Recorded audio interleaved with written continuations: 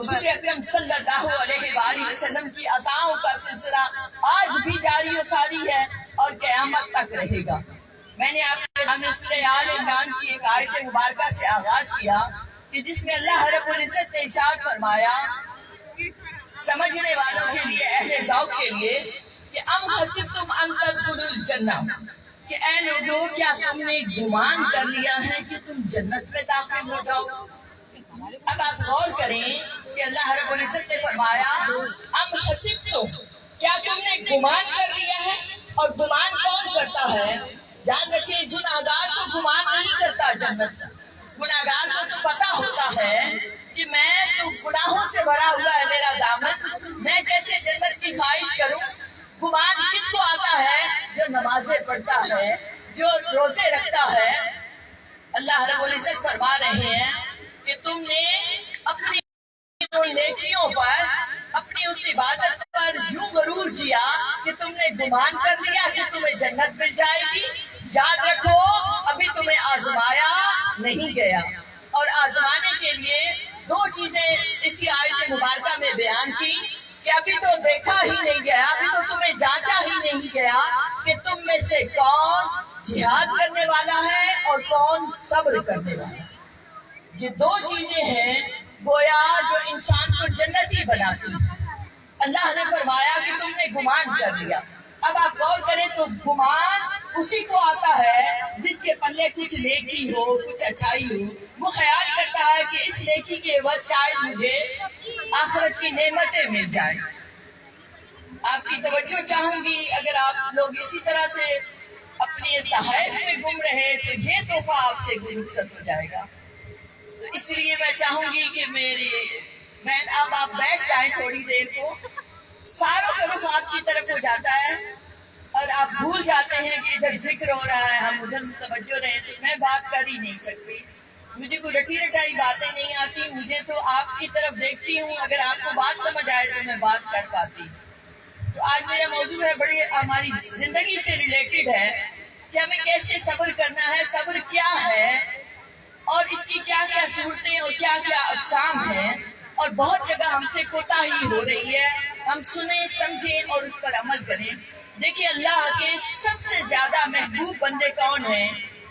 انبیاء، جنہیں اللہ نے نبوتوں سے نوازا، اور آپ دیکھیں تو سب سے زیادہ آزمائشیں اللہ کے ان پیارے بندوں پر آئیں جو نبی کہلائے، اور نبیوں کے سردار رسول اکرم صلی اللہ علیہ وآلہ وسلم کی زندگی پر نگاہ ڈالیں تو آپ ان کے مکی دور کو اپنے ذہن میں لائیں تو مکہ کا پورا دور ان آزمائشوں سے بھرا ہوا ہے۔ کہیں مکہ کے ان کفار کی سرد جنگ ہے، کہیں کس انداز سے وہ غلاموں پر تشدد کر رہے ہیں، اسلام کے ماننے والوں کو اذیتوں کا نشانہ بنا رہے ہیں، کہیں طائف کا میدان نظر آتا ہے، کہیں جیب ابی طالب کی وہ گھاٹی نظر آتی ہے۔ گویا نبی کریم علیہ السلام جو اللہ کے محبوب ہیں، سب سے زیادہ آپ آزمائشوں سے گزرے، تو آپ غور کریں ہم پر کیا آزمائشیں آتی ہیں جن سے ہمارے محبوب آقا رسول اکرم صلی اللہ علیہ وآلہ وسلم گزرے۔ تو علماء نے صبر کی مختلف اقسام بیان کی ہیں۔ سب سے پہلی قسم ہے کہ آزمائشیں اللہ نے بتا دی تمہیں۔ صبر کا مطلب ہوتا ہے جم جانا، کسی چیز پر استقامت اختیار کرنا، برداشت کرنا۔ اللہ رب العزت نے قرآن مجید میں ابتلا کا لفظ استعمال کیا کہ تمہیں امتحان سے گزرنا پڑے گا۔ امتحان کا لفظ بھی آیا، ابتلا کا لفظ بھی آیا، مصیبت کا لفظ بھی آیا، اور پھر جو زیادہ سختی کا شکار ہوتے ہیں دنیا میں ان کے لیے عذاب کا لفظ بھی آیا، جو گناہوں میں حد سے بڑھ جاتے ہیں۔ مگر امتحان اور آزمائشوں کے لیے ابتلا کا لفظ آیا، اور قرآن مجید میں سورہ بقرہ میں ارشاد باری تعالیٰ ہے وَلَنَبْلُوَنَّكُمْ بِشَيْءٍ مِنَ الْخَوْفِ وَالْجُوعِ وَنَقْصٍ مِنَ الْأَمْوَالِ وَالْأَنفُسِ وَالثَّمَرَاتِ۔ یہ ہے تمہاری آزمائش۔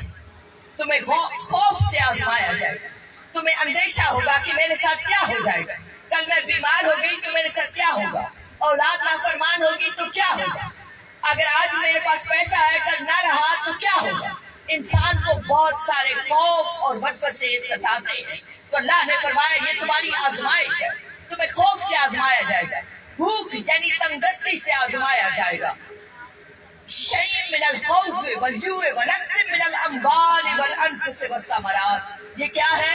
माल देकर, माल तुमसे लेकर, औलाद लेकर तुम्हें आजमाया जाएगा। चाहो मनसब, रुतबा, इज्जत देकर भी आजमाया जा रहा है कि अब क्या करते हो, लेकर भी आजमाया जा रहा है कि अब क्या करते हो। गोया ये सारी आजमाइशें बता दी गई कि ऐसे आलम में एक बंदा क्या करता है, हमें करना क्या है। अल्लाह ने फरमाया जो इन इब्तलाओं पर सब्र करता है, फरमाया बशर स्वाबिरीन, खुशखबरी सुना दीजिए जो सब्र करता है। और जो उलमा ने अक़साम बयान की उनमें एक ये आजमाइशों का जिक्र किया, दूसरा फरमाया दीन की अहकामात को बजा लाना भी सब्र कहलाता है। मुअज्जिन अजान दे तो नमाज के लिए उठकर खड़ा होना सब्र कहलाता है। रमजान का महीना आ जाए रोजा रखना सब्र कहलाता है। सुबह के वक्त फजर की नमाज के बाद कुरान मजीद की तिलावत को रूह चाहती है कि अल्लाह के उस कलाम की तिलावत की जाए, ये सब्र है। दीन के जितने अहकामात मिलते हैं, झूठ मत बोलो, सच बोलना सब्र है। सदाकत सब्र है, सखावत सब्र है, शुजाअत सब्र है। ये सब्र है जो जिंदगी की हर सिफ्त में पाया जाता है। और जब इंसान उस बर्दाश्त से काम लेता है अल्लाह की रजा के लिए, तो उसका वजूद बातिनन क्या बदलता है, उसका माहौल भी बदल जाता है। सुभान अल्लाह, सुभान। मेरी बहनों, सब्र शर्म हया, सब्र इफ़्फ़त और पाकीज़गी है, सब्र ही आला किरदार है। गोया एक फर्द जिसने बर्दाश्त करना सीख लिया, उसका किरदार आला हो जाता है, वो हया वाला हो जाता है, उसका ज़र्फ़ आला हो जाता है। और वो जो शायर कहता है जो आला ज़र्फ़ होते हैं हमेशा झुक के मिलते हैं। ये झुक के मिलना क्या है कि जिनका ज़र्फ़ बड़ा हो गया, उनका पैमाना बड़ा हो गया। जिस तरह दरख्त पे फल लगता है तो फल जब टहनी पर लगा होता है तो टहनी झुक जाती है। वैसे ही जिस इंसान में बर्दाश्त आ गई उसके अंदर आजिज़ी आ गई, उसके अंदर इंकसारी आ गई। वो मिलता है तो हुस्न खुल्क के साथ मिलता है, मुस्कुरा कर मिलता है। एक हिकायत बयान की जाती है कि एक मर्तबा एक बादशाह ने कांच और हीरों को मिला दिया, आपस में मिला दिया। अब कांच में भी चमक होती है और हीरे में भी चमक होती है। उसने कहा कि जो इनमें तमीज करेगा कि हीरा कौन सा है और कांच कौन सा है, मैं उस इनामो इकराम से उसकी झोली भर दूंगा। बड़े बड़े आए लोग, सामने पड़ा है कांच भी और हीरा भी, मगर लोग फर्क न कर पाए। एक नाबीना शख्स आता है और आकर कहता है कि मैं फर्क करूंगा, मैं बताऊंगा कि हीरा कौन सा है और कांच कौन सा। तो लोग हैरान होते हैं कि बड़े बड़े आंख वाले आए, फर्क न कर सके, तो तुम नाबीना हो, तुम्हें दिखाई नहीं देता, तुम कैसे फर्क करोगे। उसने कहा मुझे आजमाने दें। उसने दोनों लिए, कांच और हीरे को लिया और कहा मुझे इजाजत दें कि मैं थोड़ी देर बाहर सेन में चला। वो सेन में चला गया और थोड़ी देर बाद आया तो उसने दोनों हाथों पे अलग अलग किया हुआ था। उसने कहा ये कांच है और ये हीरा। बादशाह ने पूछा कि ये कैसे फर्क किया तुमने। आप समझते हैं ना, कांच की चूड़ियां हम पहनते हैं, ये कांच कहलाता है जिसकी चूड़ी बनी होती है। आप जब खरीदने जाते हैं तो आपको 100 रुपए में, 200 रुपए में, 500 रुपए में कांच की चूड़ियां मिल जाएंगी। मगर जब आप हीरे की लेने जाएंगे चूड़ी तो वो आपको 500 में नहीं मिलेगी, वो कीमती धात है। मेरी बात समझ आ रही है। अब हैरान हो गए, बादशाह ने भी पूछा कि ऐ शख्स तुमने तमीज कैसे की कि ये कांच है और ये हीरा है, और उसका बिल्कुल दुरुस्त था फैसला। उसने कांच बिल्कुल अलग कर दिए, हीरा अलग कर दिया। उसने कहा जब मैं धूप में गया, इस पर धूप पड़ी, सूरज की रोशनी पड़ी, हरारत पड़ी, तो कांच गर्म हो गया और हीरा ठंडा रहा। मैंने हाथों से महसूस कर लिया कि ये कांच है और ये हीरा। उलमा कहते हैं कि कांच और हीरे में फर्क महसूस करो कि वो धूप की गर्मी को सह नहीं पाता, कांच गर्म हो जाता है। वैसे ही वो इंसान जिसमें सब्र नहीं होता, जिसमें बर्दाश्त नहीं होती, ذرا سی گرمی سردی آتی ہے، ذرا سی تندرستی آتی ہے، کوئی ایسی بات آ جائے تو غیظ و غضب کا شکار ہو جاتا ہے، تیش میں آ جاتا ہے، کانچ کی طرح گرم ہو جاتا ہے۔ مگر جسے صبر کی طاقت مل جاتی ہے، جسے برداشت عطا ہو جاتا ہے، وہ ہیرے کی طرح ٹھنڈا اور پرسکون رہتا ہے۔ وہ سوچتا ہے کہ مجھے اب ان حالات میں کیا کرنا چاہیے، میرے اللہ نے کیا رہنمائی کی ہے۔ وہ تیش اور غیظ و غضب کا شکار نہیں ہوتا اور دین حق کو پکڑے رکھتا ہے اور کامیاب ہو جاتا ہے۔